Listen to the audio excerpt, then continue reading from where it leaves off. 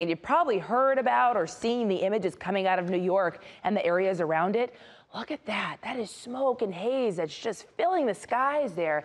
This is a time lapse of New York City from yesterday, and it's really just incredible as you step back and see how all that haze and smoke filled in there and the sky changed colors. We have some more images for you from New York City and other sections of the state. It's straight up orange there. Officials say this is the worst air quality in New York in nearly 60 years.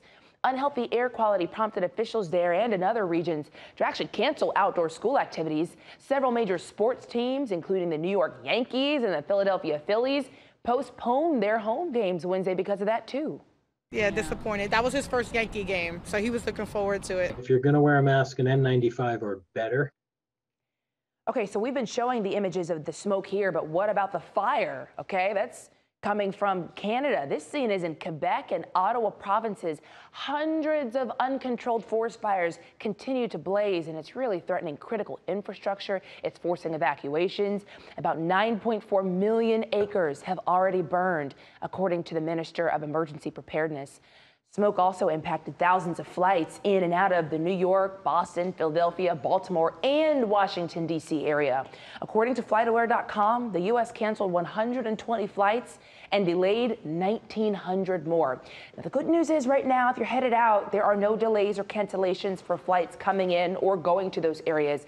But we will, of course, stay on top of them. Rodney, that was actually my first time seeing some of those images. I didn't realize how badly the air quality looked. And I saw a lot of stuff where we had comparisons. So you would see like an image of a ballpark versus the ballpark in smoke. And you're right. Unbelievable. And I want to explain why we're seeing that. Why something in Canada is impacting us here in the United States. And Lana, it all has to do with the upper level winds. We actually talk about this all the time. The jet stream, the winds about 30,000 feet off the ground, really drive all the weather systems across the United States. So the jet stream right now is positioned to where our winds are coming due north and basically out of Canada. Believe it or not, that same wind is actually bringing our cool front in today, which is why we're going to feel nicer later on this afternoon. But that northerly wind that's really strong, you can actually see this little green here represents the stronger winds that's coming out of the north, is helping to drive that smoke toward the south and east. And that's why we're seeing such a large impact on the East Coast. And that's also why you see all these air quality alerts to go all the way down